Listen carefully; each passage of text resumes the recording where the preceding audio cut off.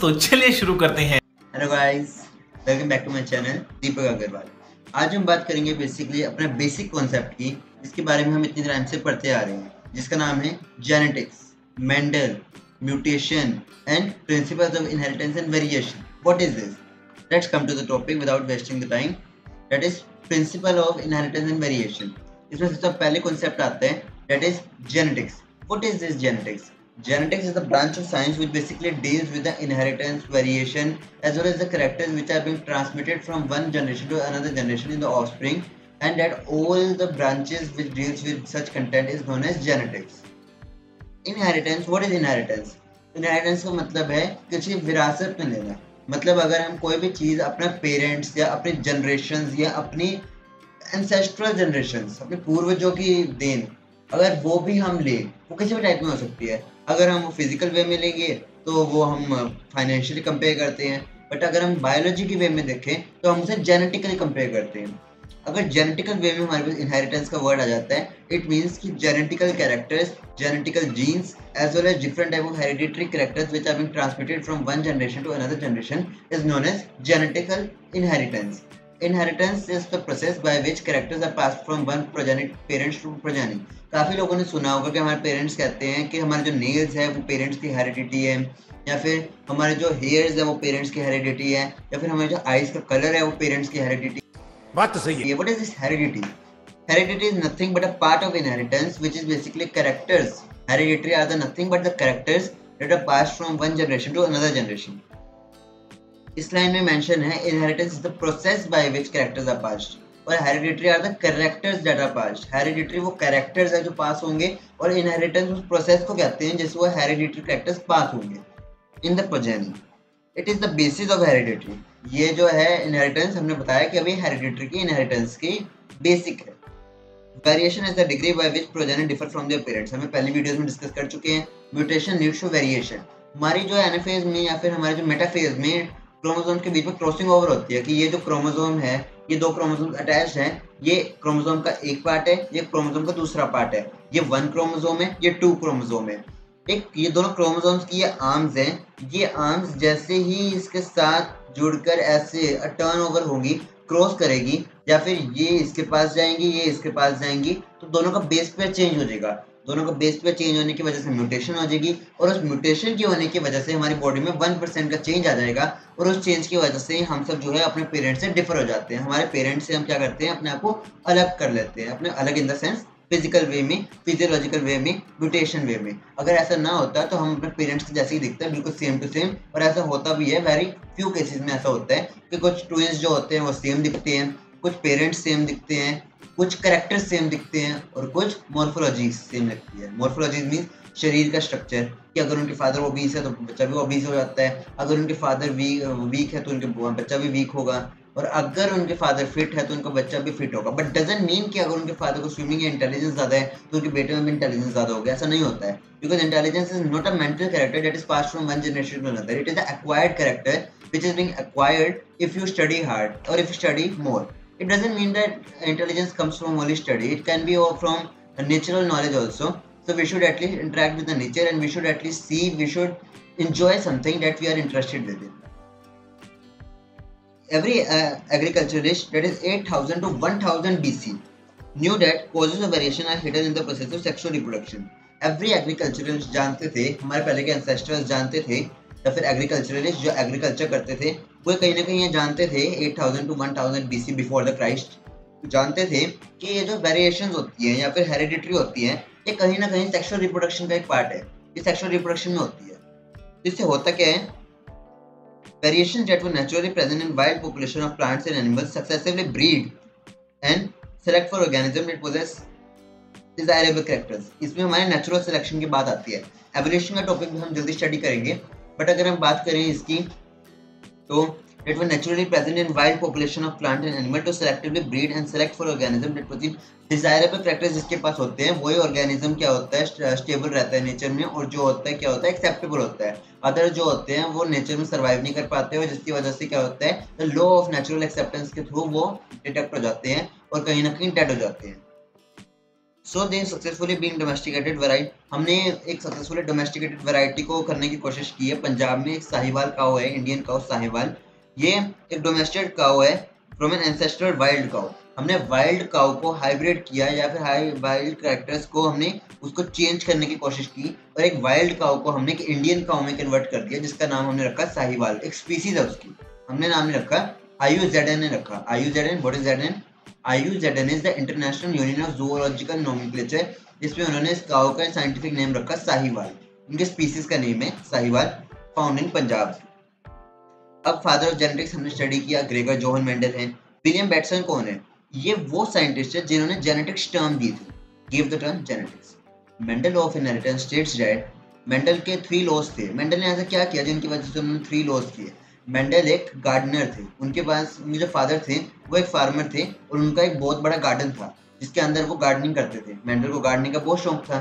ये चैप्टर हम बहुत इजी चैप्टर है और हम इसे स्टोरी टेलिंग के फॉर्म में करेंगे और इसे इजीएस्ट फॉर्म में करेंगे। ज़्यादा स्ट्रेस नहीं है ना, कुछ नहीं करना, रिलैक्स होकर हम इसे एक इजी वे में पढ़ने की कोशिश करेंगे, because it's a very interesting chapter and it's not hard and fast rule कि हमें इसकी रट्टाफिकेशन करें। नो रट्टाफिकेशन, we have to understand the concept and our concept will be crystal clear. Mendel एक गार्डनर थे, उनको गार्डनिंग करने का बहुत शौक था।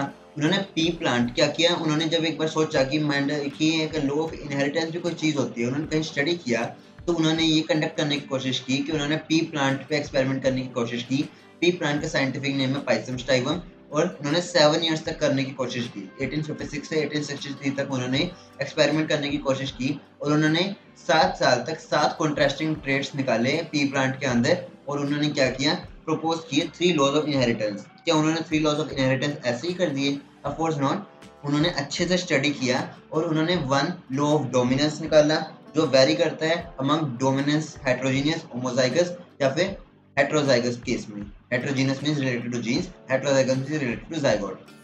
And if we deal with the characteristics, what are the contrasting traits? But the first question arises, why does only pea plant being selected for the Mendel experiment? P plant एक ऐसा experiment, P plant एक ऐसा experimental plant है जिसका नाम Pisum स्टाइवम है। इसका जो लाइफ स्पैन होता है वो भी बहुत ज़्यादा कम होता है। इसका जो शॉर्ट टाइम में ज़्यादा रिजल्ट गिविंग कैपेसिटी ज़्यादा होती है। इसके अंदर डिफरेंट टाइप ऑफ वेरिएशंस आने के चांसेस होते हैं जिसकी वजह से बहुत वेरिएबल टाइप की हमें स्पीसीज मिलेगी। इसके अंदर वो मोस्टली बहुत तरह की होती हैं, एज वेल एज इसके अंदर काफ़ी अलग टाइप के हमें क्या मिलते हैं, जीन्स मिलते हैं, जिसकी वजह से ये डिफरेंट मार्जिनल प्रेजेंटेशन शो करती है। प्रेजेंटेशन में it could be axial, it could be ovular and it could be marginal and various type of presentation, जिसकी वजह से ये फाइंड करने में हमें इजीनेस होती है कि which gene is responsible for which type of order और which type of being command by the plant. Mendel investigated characters in the garden pea plant that were manifested as 2 opposite traits. मैंने अब सीधा loss पे आएंगे हम कि इन्होंने 7 contrasting traits find किए थे। हमने पहले डिस्कस किया है वीडियो में कि plant height, flower position, pot colour, pot shape, flower colour, seed shape, seed colour. ये हम सिंपल वे में याद रखते हैं कि अगर किसी को 7 कॉन्ट्रास्टिंग ट्रेट याद नहीं होते तो हमें कुछ नहीं करना। अब आ जाओ उसकी प्लांट पे। एक प्लांट है, प्लांट एक पूरा first of first step is imagine a plant. Plant है, प्लांट की कुछ हाइट होगी, उसके हाइट पे चलते हैं, फिर उसके ब्रांच पे चलते हैं। ब्रांच पे एक फ्लावर होगा, फ्लावर की कुछ पोजीशन होगी, फ्लावर का कुछ कलर होगा। 3 स्टेप्स हो गए। फिर उसके बाद फ्लावर के बाद हम आते हैं फ्लावर के पोड पे। पोड की कुछ शेप होगी, पोड का कुछ कलर होगा। 5 कॉन्ट्रास्टिंग ट्रेट। देन हम पोड की सीड पे आते हैं, सीड का कुछ शेप होगा, सीड का कुछ कलर होगा and hence we are okay with that, hence we are done the characters studied by Mendel. Now, what is the artificial pollination or cross pollination or true breeding lines? True breeding lines are the lines which are basically homozygous और जो कि बिना किसी वो मतलब mixture के, जिसे homozygous कहते हैं। होमोजाइगस मीन्स जिसमें हमारे पास होमोजाइगस कंडीशन हो कि अगर हम प्लांट को डोमिनेंट और रिसेसिव से करें, उसके लिए हमें पहले 3 लॉज समझने पड़ेंगे। 3 लॉज होते हैं उसके, law of dominance, law of segregation, law of independent assortment. अभी इसे हम 2 वेज में क्लासिफाई कर सकते हैं, एक Mendel of inheritance on the basis of 1 gene और Mendel of inheritance on the basis of 2 gene. 1 gene के बेस पे अगर हम उसे क्लासिफाई करें तो वो होता है लॉ ऑफ डोमिनेंस और लॉ ऑफ सेग्रीगेशन। लेकिन अगर हम उसे 2 वेज पे क्लासिफाई करें तो वो होता है लॉ ऑफ इंडिपेंडेंट असॉर्टमेंट। जब भी हम वन जीन को स्टडी करें या फिर वन ट्रेट को स्टडी करें या फिर हम वन एलील को स्टडी करें, तो what are these words? Gene क्या होता है, एलील क्या होता है, ट्रेट क्या होता है? बहुत ज्यादा लोगों को कंफ्यूजन होती है। जीन होता है एक फ्रेगमेंट ऑफ डीएनए जो इसके पास न्यूक्लियोटाइड होते हैं, that is phosphate bond, nitrogenous bases, as well as होते हैं उनके पास शुगर, पेंटोस शुगर। बट अगर हम बात करें कि जीन का ही एक ऑल्टरनेट फॉर्म जो प्रोटीन को भी कोड करता है और अमीनो एसिड को भी करता है और फिनोटाइपिक कैरेक्टर्स के लिए रिस्पॉन्सिबल है, वो क्या है?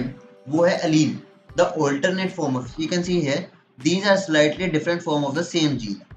Alleles are the slightly different form of the same gene but alternate, they are alternate form of the same gene. Like अगर हम बात करें, दो टाइप के एलील होते हैं, dominant allele and recessive allele. Dominant allele क्या होते हैं?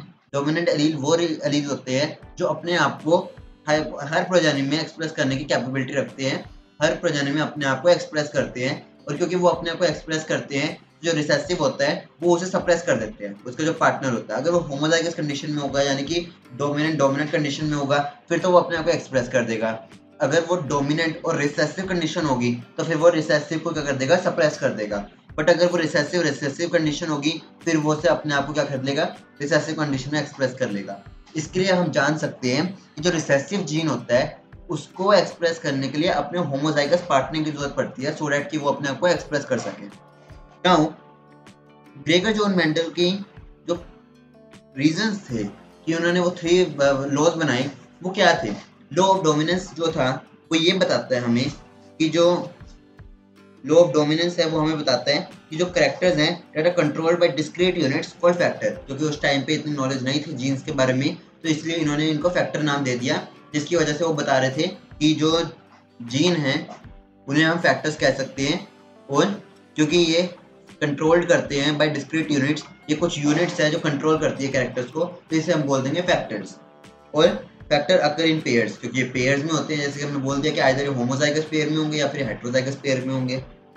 And in a dissimilar pair of factor one member of the pair dominates the other. ठीक है, हमने जैसे बात की वो हेटेरोजाइगस कंडीशन में होंगे तो फिर जो डोमिनेंट है होमोजाइगस को रिसेसिव को क्या करेगा? सप्रेस कर देगा।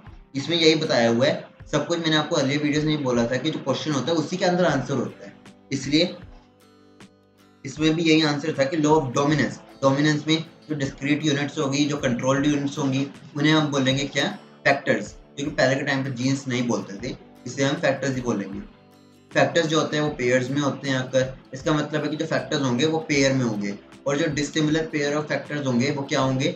Number of pair member of the pair dominates the other. जो मेंबर ऑफ पेयर होगा हेटेरोजाइगस कंडीशन में जो डोमिनेटिव होगा वो रिसेसिव को क्या करेगा? डोमिनेट कर लेगा।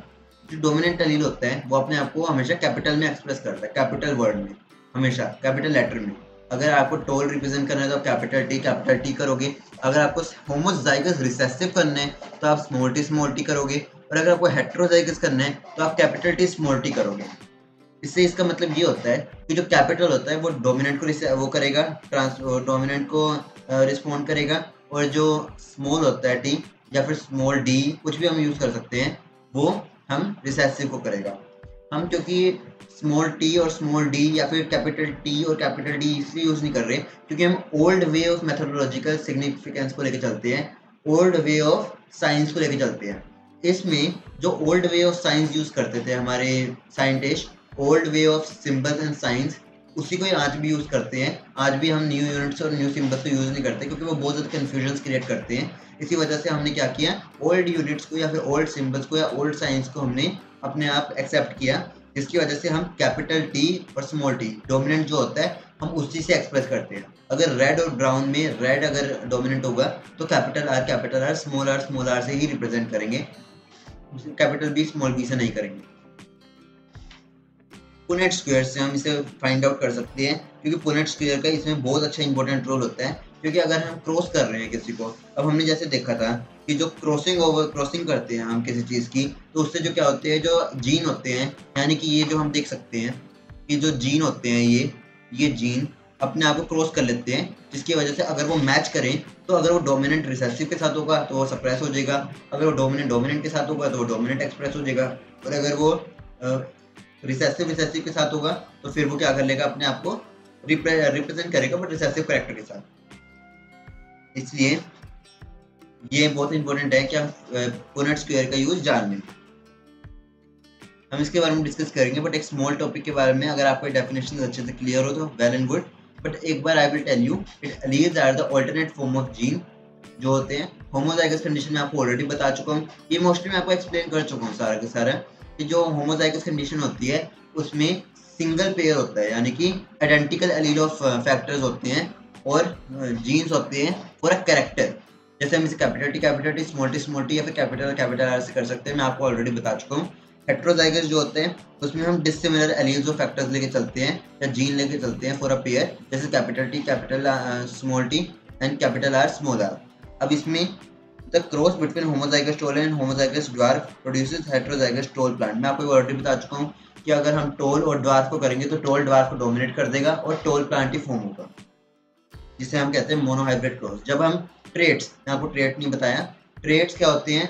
ट्रेट्स होते हैं बेसिकली एक पर्टिकुलर कैरेक्टर जिसे हम बोलते हैं। कैरेक्टर मीन्स उसका क्या स्वभाव होगा, उसका क्या आकार होगा, उसका क्या रूप होगा, इसे ही हम बोलते हैं ट्रेट। उसका क्या कैरेक्टर होगा, वो किस कैरेक्टर को रिप्रेजेंट करेगा। अगर रेड कैरेक्टर डोमिनेंट है तो रेड को रेड कलर का होगा, अगर टोल कैरेक्टर डोमिनेंट हो तो वो टोल होगा। इसका क्या मतलब है, वो टोल भी होगा और रेड भी होगा। जैसे फॉर एग्जाम्पल कि अगर प्लांट जो है वो टोल है और पर्पल कलर का है, डोमिनेंट है, तो वो ऐसा दिखेगा, टोल होगा, पर्पल होगा। बट अगर वो रिसेसिव है फिर वो वैसा नहीं दिखेगा, उसकी डिफरेंट शेप होगी। भाई डोमिनेंट फैक्टर ऑफ एलील हम ऑलरेडी डिस्कस कर चुके हैं। ये ऐसा pair, one of the pair होता है एलील का, जो कि अपने को एक्सप्रेस करता है हर एक जनरेशन में। जैसे कैपिटल टी हो, इसे हम कैपिटल से रिप्रेजेंट करते हैं, और जैसे रिसेसिव है वो हर बार हिडन रहेगा, होमोजाइगस कंडीशन में अपने आप को एक्सप्रेस करेगा, और ये F2 जनरेशन में अपने आप को एक्सप्रेस करने की कैपेबिलिटी रखता है, क्योंकि F2 जनरेशन में इसके पास क्या होता है, इसका होमोजाइगस पार्टनर होता है। It will be discussed in next points, हम अभी पॉइंट्स को डिस्कस करेंगे इसी वीडियो में। नाउ फिनोटाइप क्या होता है? Phenotype it is the external और morphological appearance of an organism for a particular character. ये एक पर्टिकुलर कैरेक्टर के लिए उसका एक्सटर्नल या मॉर्फोलॉजिकल अपीयरेंस है।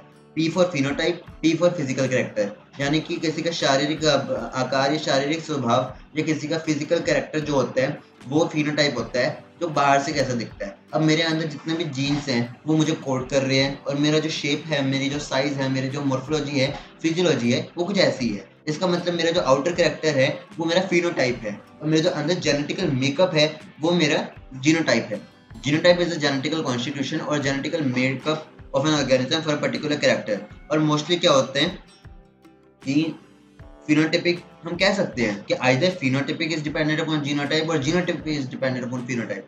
The best thing is phenotype is dependent upon genotype, because if we will say that, then because I am explaining the point that is genotype जो genetical makeup है वो different type of protein को code करेगा, as well as different type of morphological characters को code करेगा, जिसकी वजह से क्या होगा, हमारा जो पूरा बॉडी स्ट्रक्चर है वो फिजिकली डेवलप करेगा, जिसकी वजह से हमारी बॉडी जो है वो फिनोटिपिकल कैरेक्टर्स को शो कर पाएगी, एक्सटर्नल कैरेक्टर्स को शो कर पाएगी, क्योंकि हमारी ज़्यादातर एक्सटर्नल फैक्टर्स इंटरनल फैक्टर्स से कंट्रोल होते हैं, या फिर हम इससे कह सकते हैं कि इंटरडिपेंडेंट भी है, कि अगर हमारा फिनोटाइपिक कैरेक्टर चेंज होगा, हमारा जीनोटाइपिक कैरेक्टर चेंज होगा, but most of the content phenotype is dependent upon genotype.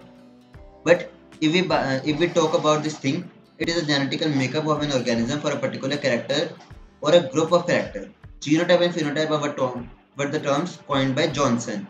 Johnson एक ऐसे साइंटिस्ट है जिन्होंने जीनोटाइप और फिनोटाइप को डिस्कवर या फिर कॉइन किया था।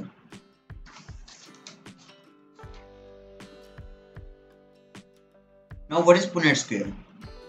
पुनेट स्क्वायर एक ऐसा स्क्वायर है जो रदरफोर्ड जो रेगिनाल्ड सी पुनेट के नाम पे बना था, और जो ये बताता है, जिसे हम चेकरमेट भी कहते हैं, वो क्रॉसिंग ओवर को एक्सप्लेन करता है कि एक ऐसा स्क्वायर जो हम क्रॉसिंग ओवर करते हैं जिससे कि हमें हमारे उनके फिनोटाइपिक कैरेक्टर्स को, ऑफस्प्रिंग के फिनोटाइपिक कैरेक्टर्स और जीनोटाइपिक कैरेक्टर्स का पता चलता है।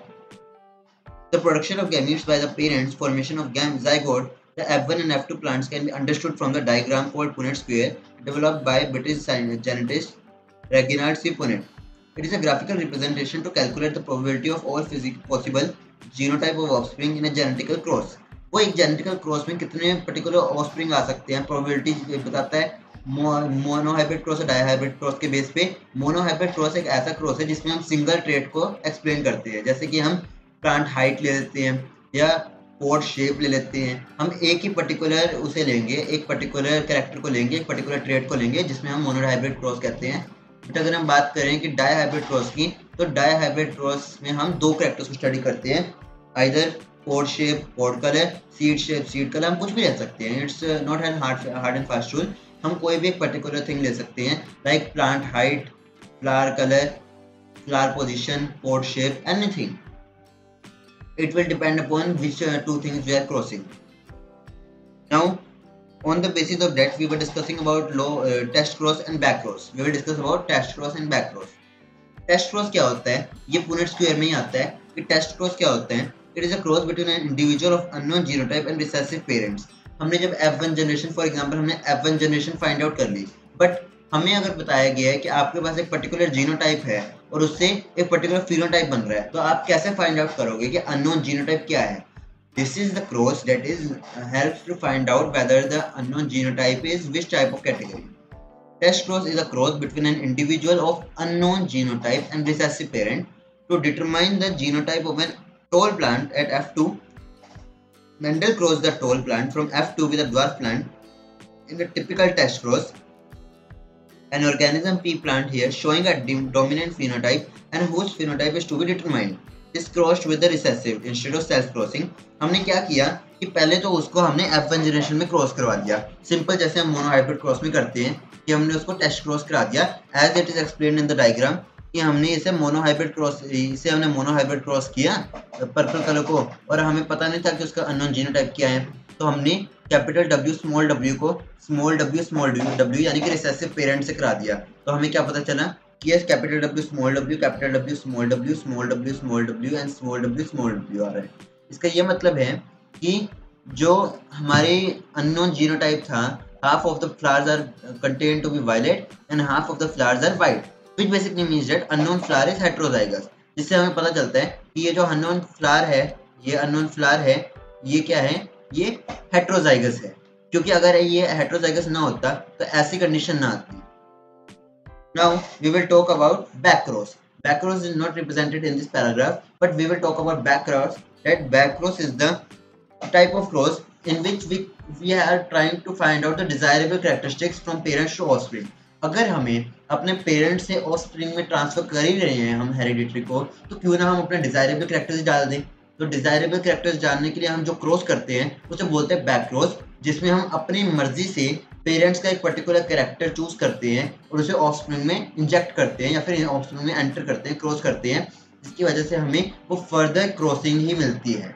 अगर प्लांट हाइट लंबी है, उसकी ऑफस्प्रिंग की हाइट ड्वार्फ होने के चांसेस हैं, बट अगर हम उसके हाइट को ही हम उसके एक पर्टिकुलर जीन जो रिस्पॉन्सिबल है उसकी ग्रोथ के लिए, उसकी हाइट के लिए, अगर हम उसको विद इंटेंशनली अगर हम उसको ऑफस्प्रिंग में एंटर करवा दें और उसे ग्रो करें, तो क्योंकि ना उसकी हाइट लंबी होगी, तो इसी को ही बोलते हैं back cross. The cross which is basically helps to determine whether the desirable characters can easily be transformed from parents to offspring, can easily be transferred by the method of back cross. We can easily transfer the desirable characters of parents in the offspring.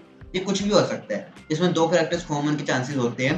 Back cross में हम दोनों parents से करा सकते हैं, जिससे कि हमें दो बैक क्रॉस मिलेंगे। Now let's come to the second law, it is law of segregation. Law of segregation एक ऐसा लॉ है जिसमें सेग्रीगेशन होती है। सेग्रीगेशन मतलब कि इसमें सेग्रीगेट हो जाएंगे, मतलब on the time of gamete formation gamete separate हो जाते हैं, सेग्रीगेट हो जाते हैं, और फिर वो दोनों क्या करते हैं, अपने आप को क्रॉसिंग ओवर करते हैं। According to this law, the allele do not show any blending and that both the characters are recovered are such in the F2 generation, though one of this is not visible in F1 generation. इसमें हम कह रहे हैं कि अगर हमने pink और white को क्या किया, मिक्स किया, तो हमें कोई और कलर नहीं मिला, या तो हमें पिंक मिलेगा या हमें व्हाइट मिलेगा, या फिर हमें पिंक और व्हाइट की कॉम्बिनेशन से पिंक ही मिलेगा। ये ब्लेंडिंग कभी नहीं होगी, सेग्रीगेट होंगे, और जो पिंक कलर आएगा तो पिंक कलर आएगा, और अगर होमोजाइगस कंडीशन होगी तो व्हाइट कलर आएगा।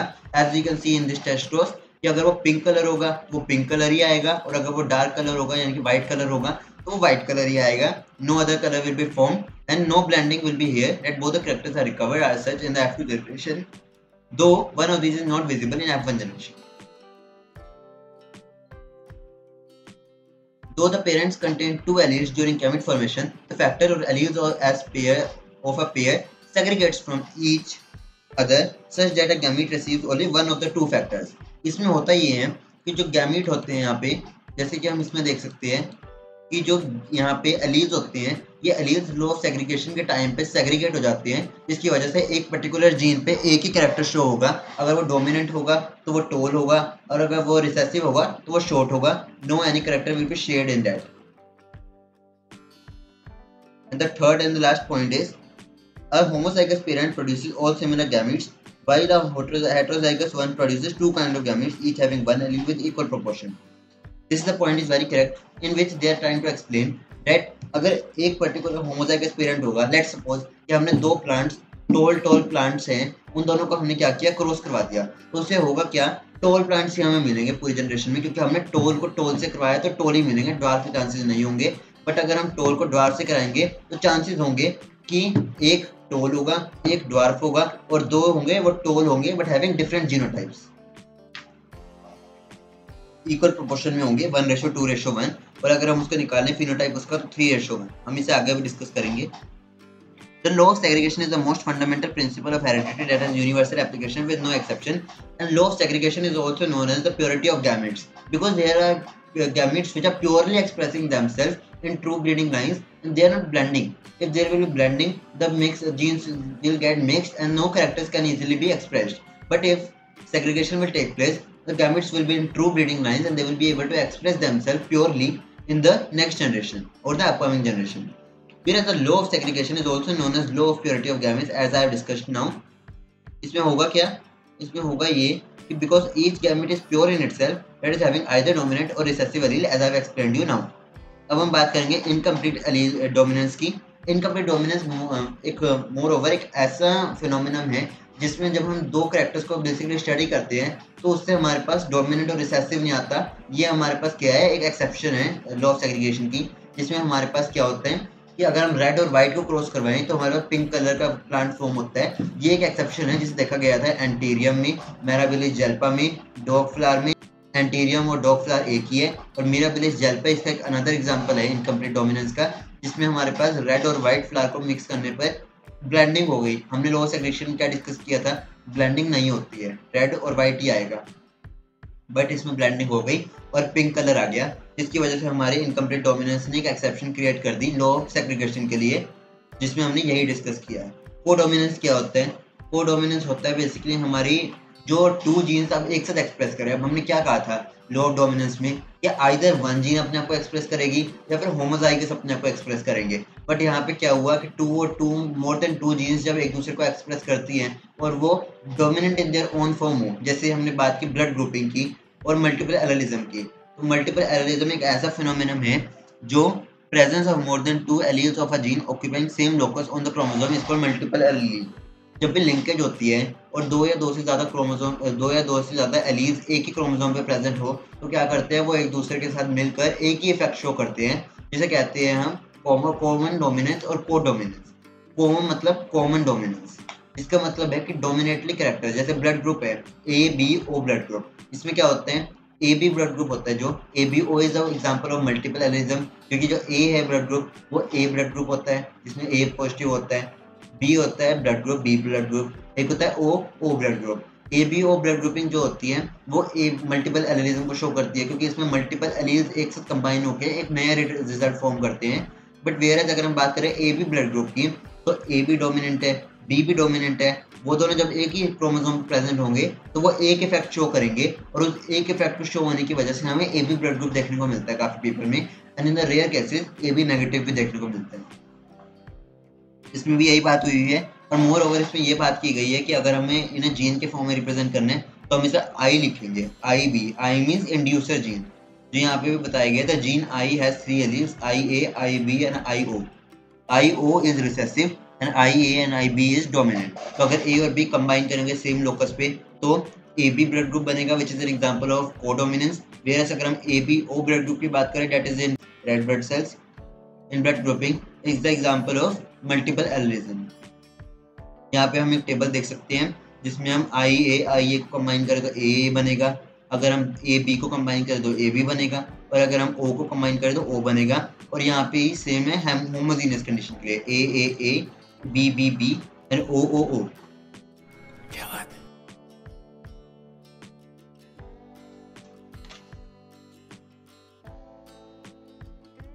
नाउ अगर हम बात करें इनहेरिटेंस ऑफ टू जीन की, अब तक हमने बात की थी एक ट्रेड को लेकर कि हमने अगर एक ट्रेड को लिया, बट अब यहाँ पर थर्ड लॉ की बात आती है, लॉ ऑफ इंडिपेंडेंट असॉर्टमेंट, जिसमें हमने इनहेरिटेंस ऑफ टू जीन्स को स्टडी किया, जिसपे हमने बात की कि मेंडल ने इस बार क्या किया। इस बार मेंडल ने दो कैरेक्टर्स को एक साथ स्टडी किया। इस बार मेंडल ने प्लांट हाइट और सीड कलर को लेने की कोशिश की, जिसमें उन्होंने फाइंड आउट किया कि एक डाई हाइब्रिड क्रॉस बनता है जो कि 16 का बनता है, और इसकी जो रेशो होती है वो होती है 9:3:3:1, जिसको फिनोटाइपिक कैरेक्टर बोलते हैं। अगर इनकम्प्लीट डोमिनेंस की बात करें तो उसमें 1:2:1 ही बनती है, फिनोटाइपिक में भी और जीनोटाइपिक में भी। और अगर हम बात करें मोनोहाइब्रिड में तो उसमें फिनोटाइपिक वो रेशो बनती है 3:1, और अगर जीनोटाइपिक की बात करें तो उसमें बनती है 1:2:1। आप इसका एक क्रॉस बनाएंगे तो आपको समझ में आ जाएगा। क्रॉस सिंपल है, एक स्क्वायर बनाने और आपको दोनों साइड गैमेट्स पुट करने हैं और दोनों को क्रॉस करना है। अगर वो होमोजाइगस आएगा तो वो रिसेसिव भी हो सकता है, वो डोमिनेंट भी हो सकता है, और अगर हेटेरोजाइगस आएगा तो फिर वो डिपेंड करेगा कि dominant will suppress the recessive one. As simple as that. उन्होंने दो कैरेक्टर्स को स्टडी कर लिया, सीड शेप, सीड कलर। यहाँ पे इन्होंने बात की है राउंड येलो और wrinkled green. Round yellow seed को लिया इन्होंने और रिंकल्ड ग्रीन को। तो जब इन्होंने F1 जनरेशन फाइंड आउट की तो सब राउंड येलो आई, बट अगर उन्होंने जब डाई हाइब्रिड क्रॉस बनाया तो उनके पास 9:3:3:1 आया, जिसमें उनके पास 9 राउंड येलो थे, 3 राउंड ग्रीन थे, 3 रिंकल्ड येलो थे और 1 रिंकल्ड ग्रीन था। इसी को ही बोलते हैं Mendel law of independent assortment, जो कि बताते हैं कि in a dihybrid cross as in figure the phenotype round yellow, wrinkled yellow, round green, wrinkled green appeared in the ratio of 9:3:3:1. Based upon the observation of dihybrid cross, Mendel proposed the law of independent assortment. The law states that when two pair of traits are combined in a hybrid, segregation of one pair of character is independent to the other pair of character. जब भी एक independent form में जब हम combine करते हैं किसी को, तो जब वो गैमेट सेपरेट करते हैं तो एक इंडिपेंडेंट बन जाते हैं, सब इंडिपेंडेंटली अपने इफेक्ट को शो करते हैं, जिसकी वजह से हमारे पास मल्टीपल इफेक्ट शो होते हैं, जिसकी वजह से वी नेवर नो कि कौन सी प्रोबेबिलिटी सामने आएगी।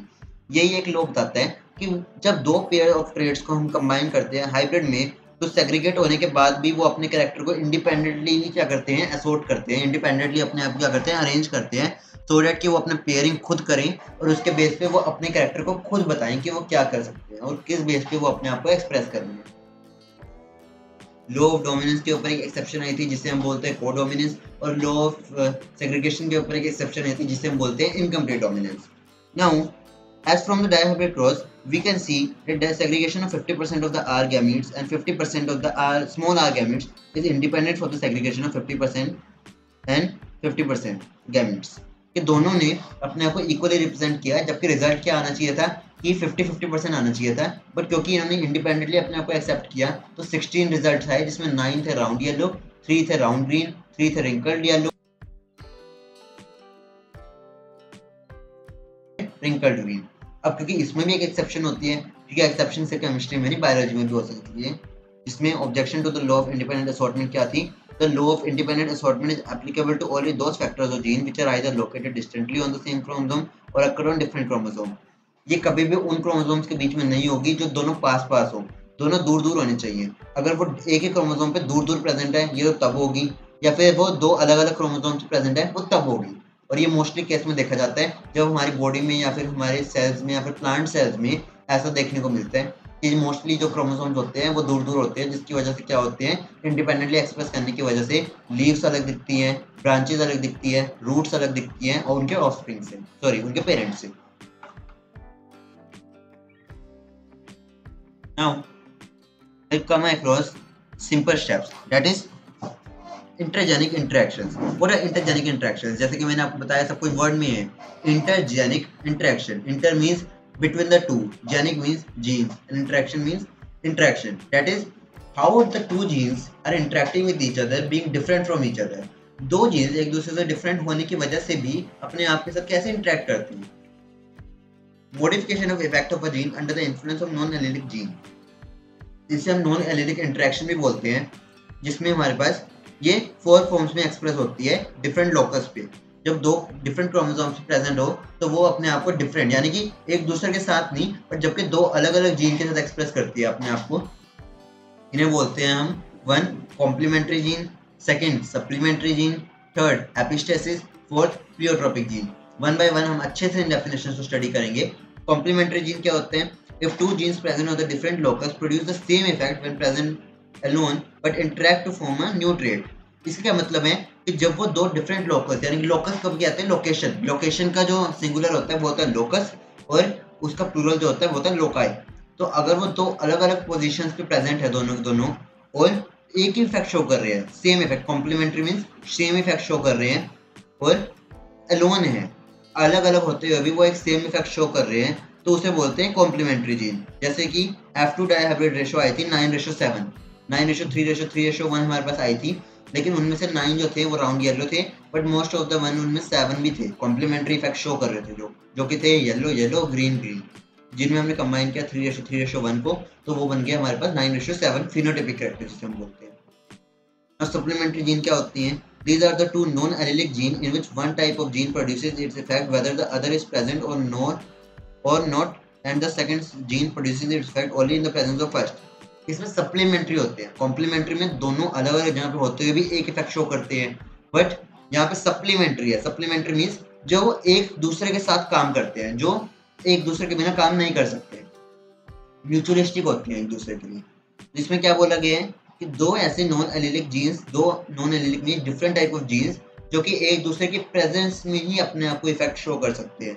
ऐसे जीन जो इसमें से एक जीन तो अपने इफेक्ट शो कर सकता है, बट जो दूसरा जीन है वो किसी के प्रेजेंस में कर पाएगा अपना जो इफेक्ट है। जिसका example most of the frequency में आता है, वो frequency means most of the ratios में आता है, वो आता है F2 dihybrid phenotypic ratio is 9:3:4। हमने इसमें बात की 9:3:4, जिसमें हमारे पास रिंकल्ड येलो, रिंकल्ड ग्रीन। अब इसमें हमने रिंकल्ड देखा है 9:3:4, हमने रिंकल्ड देखा है, तो 3:1 को हमने इसको कंबाइन कर दिया तो वो 4। अब हम कहेंगे कि राउंड येलो, राउंड ग्रीन, तो हमने राउंड को क्यों नहीं किया? राउंड इज ऑलरेडी डोमिनेंट, हमें चाहिए रिसेसिव। रिसेसिव जो होता है वो अपने होमोजाइगस पार्टनर की फॉर्म में अपने आप को एक्सप्रेस करता है, तो हमने इसमें रिंकल्ड को लिया। Wrinkled is the recessive one.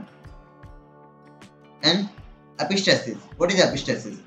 Epistasis is the term in which one gene suppresses the code of another one. Suppress करता है या मास्क करता है दूसरे को, यानी कि एक जीन जब दूसरे को मास्क या सप्रेस करेगा उसे बोलते हैं एपिस्टेसिस। प्लियोट्रोपिक जीन क्या होते हैं? Pleio means different, tropic means on the different aspects. Like when a gene affects many aspects of phenotypic or controls several phenotypes, it is said to be pleiotropic gene.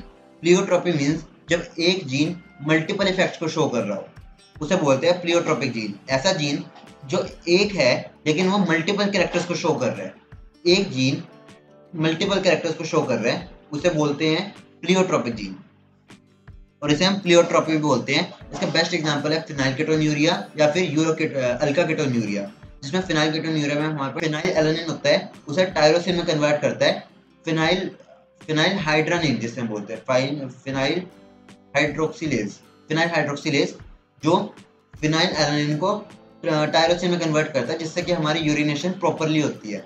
But इसमें क्या होता है phenylketonuria में कि हमारी body में phenyl hydroxylase नाम का कंपाउंड नहीं बनता, जिसकी वजह से हमारी बॉडी में क्या होता है फिनाइल एलानिन जो है वो टायरोसिन में ना कन्वर्ट होके फिनाइल कीटोन्यूरिक एसिड में कन्वर्ट हो जाता है, या फिर फिनाइल हाइड्रोक्सिक एसिड में कन्वर्ट हो जाता है, जिसकी वजह से हमारी जो यूरिन एसिड है, यूरिक एसिड, वो प्रॉपर से यूरिनेट नहीं हो पाता और हमारी बॉडी में इकट्ठा होता रहता है। और इकट्ठा होने की वजह से क्या होता है कि हमारी बॉडी में mental disorders, mental retardation and different type of liver and as well as internal disease हो जाते हैं, जैसे ऑर्गन फेलियर भी हो सकता है। प्लियोट्रोपिक जीन की बात करें, यही हम अल्काकेटोन्यूरिया, जिसमें हमारे पास हमारा जो यूरिन कलर होता है वो एयर के कांटेक्ट में आने की वजह से क्या होता है, ऐसे कंपाउंड होते हैं जो ऑक्सीडाइज हो जाते हैं और ब्लैक कलर का आ जाता है। Yellowish colour and white colour is the main colour of the urine. Now let's jump on the last topic of this video, that is chromosome theory of inheritance, and it is the main topic of this video because this comes in 4 to 6 marks of each every competitive exams as well as in MCQs. First of all, what is chromosome theory of inheritance? जैसे कि सबको नाम में है, ऐसी theory जो chromosome से inheritance को एक्सप्लेन करे उसी को ही बोलते हैं क्रोमोसोम थ्योरी ऑफ इनहेरिटेंस। इसे सटन और बोवेरी ने डिस्कवर किया था, Walter Sutton and Theodore Boveri, जिन्होंने बेसिकली क्या किया था 1902 में इसको डिस्कवर किया था। और टी.एच. मॉर्गन थे फादर ऑफ मॉडर्न जेनेटिक्स, जिन्होंने आगे जाके इसको ड्रोसोफिला के थ्रू क्या किया था, प्रूव किया था। थ्योरी दी थी सटन एंड बोवेरी ने, और जो मॉर्गन थे उन्होंने इसे डिस्कवर किया था प्रैक्टिकली। लेट्स सी ये क्या है। Mendel's work was not recognized for a long time due to several reasons. Firstly, communication was not easy in those days and his work could not be widely published. उन दिनों क्या होता था, उन दिनों बेसिकली ना मेंडल के time पे क्या होता था कि जो पब्लिकेशंस थे वो इतनी ज़्यादा एडवांस नहीं थी, टेक्नोलॉजी इतनी ज़्यादा एडवांस नहीं थी, उनके पास इतने फाइनेंस भी नहीं था, कैपिटल भी नहीं था कि वो इसे पब्लिश करा पाए, और पब्लिसिटी कैपेसिटी भी उतनी नहीं थी, और इसलिए वो अपने आप को अपनी जो थ्योरी थी, उनके जो एक्सपेरिमेंट था उनको पब्लिश नहीं कर पाए और उनकी किडनी फेलियर से डेथ हो गई थी। लेकिन अगर हम बात करें कि जो scientist secondly his concept gene as stable and discrete unit that controlled the expression of the traits and as a pair of allele which do not blend with each other was not accepted by his contemporary. इनके जो concepts थे, अगर इन्होंने जब show भी किए तो इनका क्या कह दिया गया कि इनका जो concepts थे वो mostly statistical data and mathematics पे बेस्ड थे, एंड बायोलॉजी के फील्ड में मैथमेटिक्स की हम इंपॉर्टेंस नहीं समझते, जिसकी वजह से इनके जो प्रोजेक्ट को रिजेक्ट कर दिया गया था, जिसकी वजह से he was not able to prove his achievement. But then three scientists came, that is Hugo de Vries, Carl Correns, Teschemark after 16 years of Mendel's death in 1900. इसमें इन्होंने क्या किया था, ह्यूगो डे व्रिस तो थे, उन्होंने इसकी मदद से म्यूटेशन को रिडिस्कवर किया था, जिसकी वजह से उन्होंने वेरियस म्यूटेशनल फैक्टर्स को डिस्कवर किया, म्यूटेशन की कॉज को, म्यूटेशन के इफेक्ट्स को, जिस पर एक वीडियो बन चुकी है। मैं इसमें आपको डिस्क्रिप्शन बॉक्स में लिंक दे दूंगा, आप उस पर देख सकते हैं, otherwise I will put the link in I button, you can watch that. And Carl Correns and Tschermak, यहाँ पे हुआ क्या, क्रोमोसोम थ्योरी ऑफ इनहेरिटेंस जो थी वो Walter Sutton and Theodore Boveri ने डिस्कवर की थी, क्रोमोसोम से रिलेटेड, जो कि मेंडल ने डिस्कवर किया था, लॉ ऑफ इंडिपेंडेंट असॉर्टमेंट में। In 1902, the chromosomes movement during meiosis had been worked out. Walter Sutton and Theodore Boveri noted that the behavior of the chromosomes was parallel to the behavior of the gene. जो उन्होंने notice किया था वो था कि जो chromosomes का behaviour है वो जीन के क्रोमोसोम्स जो जीन का बिहेवियर है उन दोनों की क्या है, पैरेलल है। उससे होगा क्या, उससे होगा ये कि उन्होंने मेंडल लॉज को ही यूज किया मेंडल को एक्सप्लेन करने के लिए, मेंडल के लॉज को एक्सप्लेन करने के लिए।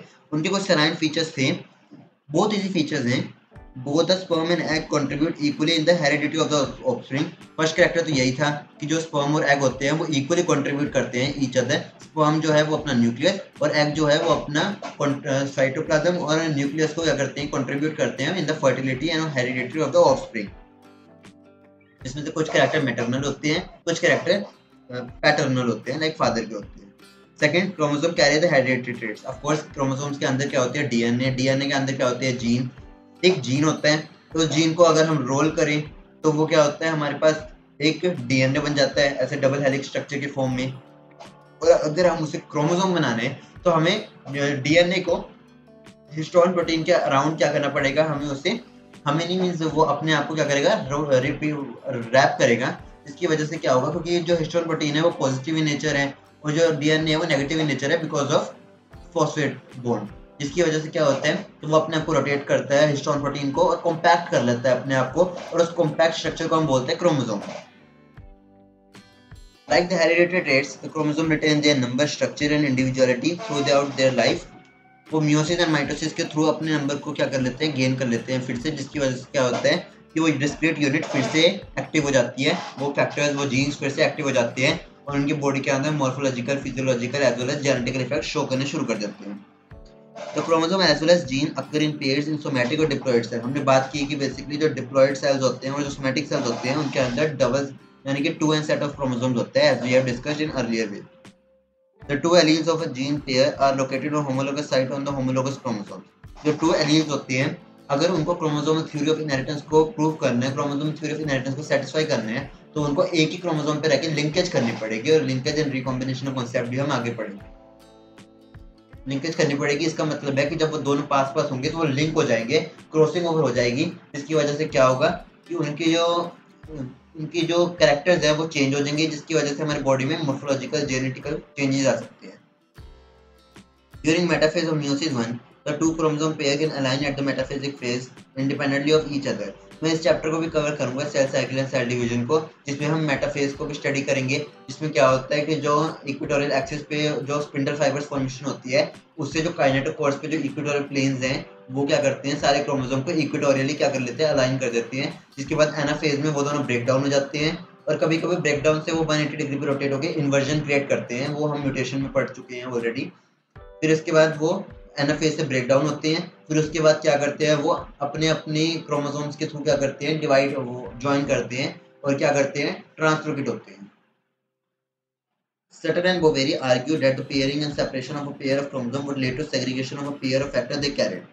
Sutter and Boveri ने आर्ग्यू किया था कि जो pairing separation of pair of chromosome होते हैं, कि जो पेयर ऑफ क्रोमोसोम्स हैं उनकी जो पेयरिंग होती है और जो सेपरेशन होती है वो क्या होती है, सेग्रीगेशन होती है जीन्स की, दे carried.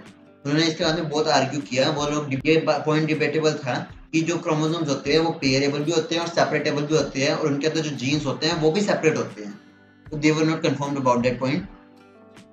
The last point is Sutton united the knowledge of chromosomal segregation with Mendelian principle and called it the chromosomal theory of inheritance. Sutton being the smart scientist, उन्होंने क्या किया, मेंडेलियन के जो principles थे उनको chromosomal theory of ये linkage में क्या कर दिया, कंबाइन कर दिया, जिसकी वजह से उन्होंने लिंकेज और रिकॉम्बिनेशन कंसेप्ट भी देते हुए कहा कि क्रोमोसोमल थ्योरी ऑफ इनहेरिटेंस है। Chromosomal explanation of law of segregation. At the time of gamete formation, homologous chromosomes bearing the gene pair segregate in anaphase 1 of meiosis 1. आपको मैं ऑलरेडी बता चुका हूँ कि एनाफेज मेटाफेज में वो प्रोफेज में सेल वो डिजेनरेट होती है, फिर उसके बाद वो न्यूक्लियोलस भी डिसअपीयर हो जाते हैं, फिर उसके बाद वो क्या करते हैं, अब वो अपने आप को फ्रीली कंडेंस करते हैं, फिर वो मेटाफेज में अपने आप को इक्वेटोरियल प्लेन पे अलाइन करते हैं, फिर उसके बाद वो एनाफेज पे दोनों ब्रेक डाउन होते हैं, फिर उसके बाद वो अपने आप को ट्रांसलोकेट करते हैं अपोजिट पोल्स पे, फिर उसके बाद जो न्यूक्लियर जो डिवीजन है वो स्टार्ट हो जाती है, सेल वो रीजनरेट हो जाती है, न्यूक्लियोलस रीजनरेट हो जाता है and the cell start dividing again.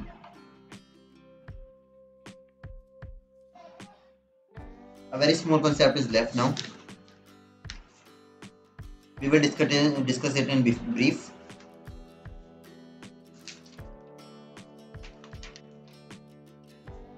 Morgan was the one basically known as the father of modern genetics. He has discovered the theory of inheritance by practical ways, and he has discovered by the experimentation on Drosophila melanogaster, which is known as the scientific name of fruit fly, where the experimental verification of the chromosomal theory of inheritance by Thomas Hunt Morgan and his colleagues led to the discovery of the basis for variation in sexual reproduction produced.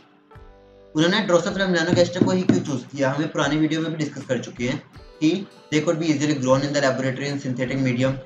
They complete their life cycle in about 2 weeks. A single mating could produce a large amount of progeny flies. The male and female are easily distinguishable. Many types of hereditary variations can be seen with low power microscope. यहाँ पे हम देख सकते हैं कि जो mail है वो छोटी होती है और जो फीमेल होती है वो बड़ी होती है।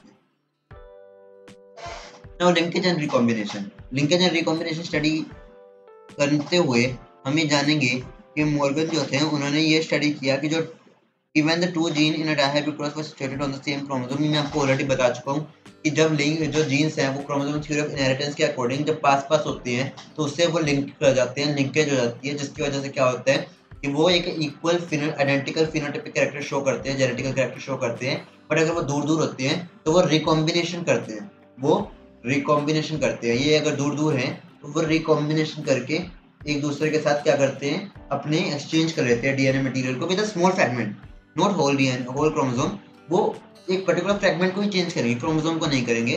जिसकी वजह से क्या होगा कि अगर वो पास होंगे तो लिंकेज होगी और अगर वो दूर होंगे तो वो रिकॉम्बिनेशन मीन्स रिकॉम्बिनेशन, अपने आप को रिकम्बाइन करेंगे, अपने बेस पेयर को चेंज करेंगे, क्रॉसिंग ओवर होगी, जिससे कि क्या होगा वो रिकम्बाइन करके अपने जेनेटिक मटेरियल को चेंज कर लेंगे। बट वो कितनी दूर होंगे, कितने पास होंगे, इसको जानना अभी भी थोड़ा सा डाउटफुल था, इसलिए इनकी लिमिटेशन थी। बट अगर हम जाने तो आगे जाके जो थॉमस एंड मॉर्गन के स्टूडेंट थे एल्फ्रेड शटरमैन, उन्होंने बेसिकली डिस्कवर किया the concept of gene mapping, जिसमें उन्होंने डिस्कवर किया कि जीन की Morgan and his group also found that with the help of Alfred Sturtevant uses the frequency of recombination between the gene pair on the same chromosome as a measure of distance between the gene and mapped their position on the chromosome. Today, genetic maps are extensively used as starting point in the sequencing of whole genomes. उन्होंने use किया same chromosome पे gene mapping को locate करने में और उनको gene mapping का concept दिया और आज जीन मैपिंग का कॉन्सेप्ट एक स्टार्टिंग पॉइंट है the sequence of whole genome. Polygenic inheritance ये ज़्यादा बड़ा टॉपिक नहीं है, सिंपल है। Polygenic inheritance means polygenic means जब more than one gene is responsible for the hereditary characters being transformed from one generation to another. It is known as polygenic inheritance. जब एक या एक से ज़्यादा जीन एक पर्टिकुलर फिजिकल जेनेटिकल या फिर एक पर्टिकुलर कैरेक्टर के लिए रिस्पॉन्सिबल है उसे हम बोलते हैं पॉलीजेनिक इनहेरिटेंस। जैसे कि human skin color is caused by the pigment called melanin. The quantity of melanin is due to 3 pairs of polygene A, B and C. You can see here that human skin color is C. Human skin color is caused by pigment called melanin. The quantity of melanin is due to 3 pairs of polygens A, B and C. These are polygenes. Poly means more than one gene is known as polygene. The genotype with all the dominant alleles will have the darkest skin color. अगर उनके पास capital A, capital B, capital C ही होगा तो darkest skin colour होगा as in seen in different type of countries, and that with all recessive alleles will have the lightest skin color, that is small a, small b and small c. But अगर वो capital A, small a, capital B, small b and capital C, small c होगा तो वो हमारे जैसा fair और normal colour दिखेगा, ज़्यादा ब्लैक भी नहीं होगा और ज़्यादा फेयर भी नहीं होगा। Pleiotropy as we have discussed now कि प्लियोट्रोपी क्या होती है। प्लियोट्रोपिक जीन में हमने पढ़ा था कि प्लियोट्रोपी एक ऐसी कंडीशन होती है जिसमें सिंगल जीन जो है वो मोर देन वन ट्रेट को इन्फ्लुएंस करते हैं। It is due to the effect of the gene on the two or more interrelated metabolic pathway that contribute to the formation of different phenotype. An example of this is phenylketonuria disease in human. जैसे कि मैंने आपको बताया कि इसमें क्या होता है कि इसमें एक जीन होता है जो कोड करता है फिनाइलएलानिन हाइड्रोक्सिलेज एंजाइम जो कि फिनाइलएलानिन को टायरोसिन में कन्वर्ट करता है, बट ये बनता नहीं जिसकी वजह से फिनाइल पायरुविक एसिड बन जाता है, जिसकी वजह से क्या होता है कि जो मेंटल रिटार्डेशन हो जाती है और reduction in hair and skin pigmentation हो जाती है। सेक्स डिटर्मिनेशन की हम ऑलरेडी बात कर चुके हैं, इससे पहली वीडियो में बात कर चुके हैं हम कि sex determination is the method by which distinction between male and female is established in a species. Sex determination कुछ नहीं होता, डिटर्मिनेशन ऑफ द सेक्स, यानी कि हमारे एक्स और एक्स जब कंबाइन करते हैं तो वो फीमेल बनाते हैं और एक्स और वाई जब कंबाइन करते हैं तो वो मेल बनाते हैं। हैंकिंग थे जिन्होंने बार बॉडी डिस्कवर की थी 50% of the sperm of few insect. उन्होंने कुछ फ्यू इंसेक्ट्स के स्पर्म डिस्कवर किए थे और उसमें उन्होंने देखा कि हमारे 50% हमें मिलियंस ऑफ स्पर्म बनते हैं, उनमें से 50% स्पर्म होते हैं जो कि वाई क्रोमोसोम कैरी करते हैं और 50% जो होते हैं वो एक्स क्रोमोसोम कैरी करते हैं। उन्होंने 50-50 बार बॉडी कॉन्सेप्ट डिफाइन किया था। Type of chromosome sex determination, XX और XY टाइप की डिटर्मिनेशन हमें सेक्स डिटर्मिनेशन हमें मिलती है। हम डिटर्मिनेशन ऑफ सेक्स कर रहे हैं इसमें, जिसमें मेल के पास XY होगा, फीमेल के पास XX होगा। तो XX और XY किस में मिलती है? ड्रोसोफिला में मिलती है, मेल ह्यूमन बींग्स में मिलती है, मैमल्स में मिलती है। ओके, तो इसमें होमोगैमेटिक भी हो सकती है XX और हेट्रोगैमेटिक भी हो सकती है XY। हेट्रोगैमेटिक होती है मेल में, होमोगैमेटिक होती है फीमेल में। इसके एग्जांपल हम पढ़ चुके हैं, वो है फीमेल, सॉरी उसका एग्जांपल है, इससे एग्जांपल्स हैं ह्यूमन बीइंग, ड्रोसोफिला, मैमल्स। अगर हम XX और X0 की बात करें, इसमें क्या होता है, मेल के पास एक X क्रोमोसोम होगा और फीमेल के पास XX दोनों होंगे। इसका बेस्ट एग्जांपल है grasshopper, insects, cockroach, round worms etcetera. ZW और ZZ टाइप की अगर हम बात करें तो in this type of sex determination female is heterogametic. ZW और ZZ हमने लेफ्ट साइड फीमेल को लिया है और राइट साइड मेल को लिया है। इसमें ZW टाइप यही एक ऐसी कंडीशन है जिसमें मेल जो है वो होमोगैमेटिक होगा, हेट्रोगैमेटिक नहीं होगा, और ये मोस्टली बर्ड्स में देखने को मिलती है, like pigeons, like reptiles etcetera. ये बर्ड्स और रेप्टाइल्स में देखने को मिलती है ऐसी कंडीशन।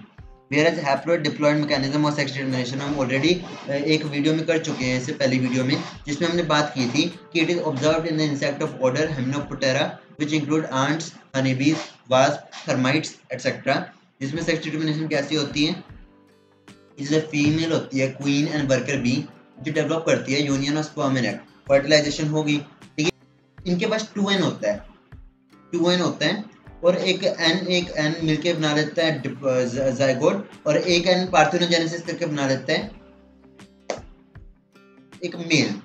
और उस मेल से क्या होता है, उस मेल से एक हैप्लॉइड बनता है 16 क्रोमोसोम्स का, while females are diploid with 32 chromosomes. Meiosis doesn't occur during formation of sperms. And as we have discussed now, that sex determination in humans कैसी होती है, वो होती है एज XX और XY कंडीशन में, जिसमें क्या होता है स्पर्मेटोजेनेसिस होती है, फर्टिलाइजेशन होती है, सेक्स लिंक्ड इनहेरिटेंस होता है, where the transmission of characters takes place, जिसमें क्या होता है एक क्रिस क्रॉस इनहेरिटेंस होती है, जिसमें type of sex linked inheritance where parent passes the trait to the grandchild of the same sex through offspring of the opposite sex, जिसमें हमारे पास सेक्स लिंक्ड डिसऑर्डर्स होते हैं। ये हम अपकमिंग वीडियो में जानने वाले हैं कि जो सेक्स क्रोमोसोम्स होते हैं वो जो एक्स लिंक्ड होते हैं वो मोस्टली सन से जो होते हैं मेल से फीमेल में जाती हैं, और जो फीमेल है वो मेल में जाते हैं, अपोजिट होता है इसमें। और इसमें फर्टिलाइजेशन होती है, तो इसमें डिफरेंट टाइप ऑफ जो जेनेटिक मटेरियल है कंबाइन करके मेल या फीमेल की कंपोजिशन आता है, depending upon whether it is XX और XY रिस्पेक्टिवली। हम आने वाली वीडियो में जानेंगे कि different type of sex linked disorders क्या होते हैं, मेंडेलियन डिसऑर्डर्स क्या होते हैं, क्रोमोसोमल डिसऑर्डर्स क्या होते हैं। Till then, thank you so much for watching. Be positive, keep smiling, and if you want something, please comment in the comment section, and please like, share, subscribe, and press the bell icon. Thank you so much. क्या बात है sir, क्या बात है sir, क्या बात, ये बात है।